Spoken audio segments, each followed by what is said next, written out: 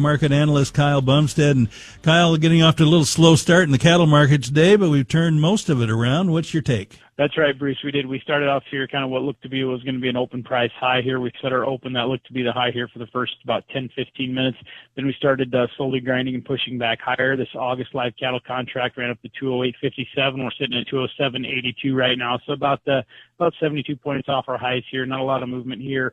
Right now it's pretty quiet, up about $1.07 on these August feeders. Ran up to as high as 299.20, and we're sitting at 298, so about $1.20 off our highs.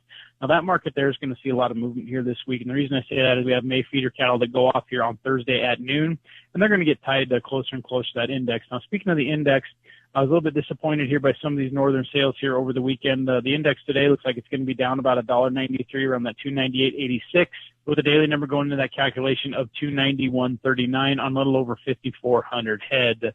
I'm a little bit concerned here. We've got some big sales going on down the south here today. They looks like to be about 9,000 head in Oklahoma City, and Joplin has over 10,000 head. And it wouldn't be a surprise me here if this May went down around 298 here, went to around 298 to expire here, unless we have some really good sales on good volume here this week to kind of overcome this 291 average from the weekend. So that's going to be kind of a sticky wicket here as far as this index goes in this May feeder option expiration. Also on the live cattle side of things here, we have a cattle on feed report here that's out Friday here after the close.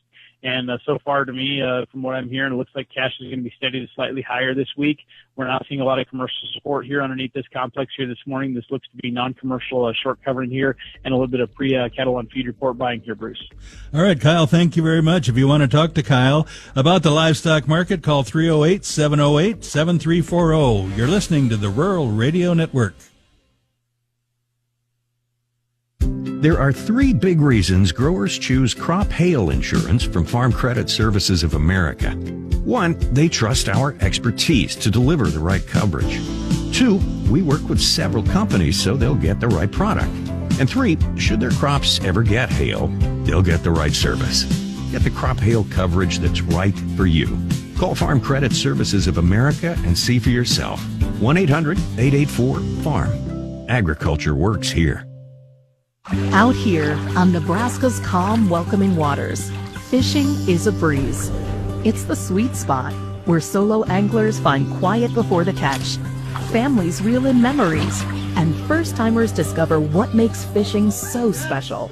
From the Panhandle to the Platte, the best fishing happens here, beneath Nebraska skies. Get started at letsfishnebraska.com. Sponsored by Nebraska Game and Parks, aired with the Nebraska Broadcasters Association and this station.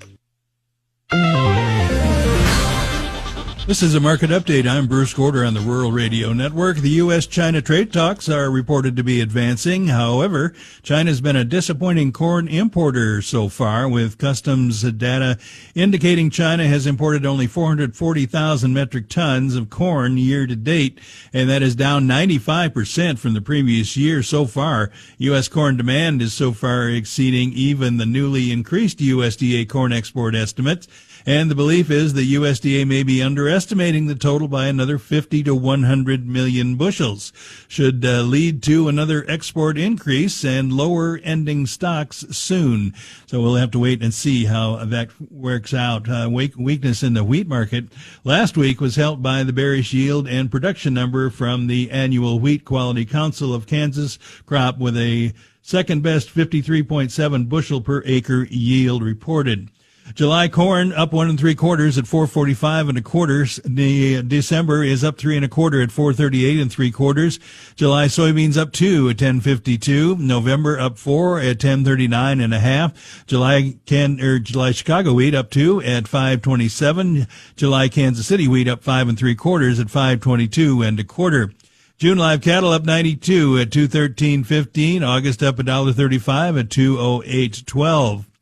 August feeder cattle up 60 cents at 298.20. September up 72 at 297. June lean hogs currently trading down $1 at 99.32. July down 57 cents at 103.60. Class 3 milk for June is 31 cents lower at 18.92. The July Class 3 milk contract is down 26 cents at 18.89. You're listening to the Rural Radio Network.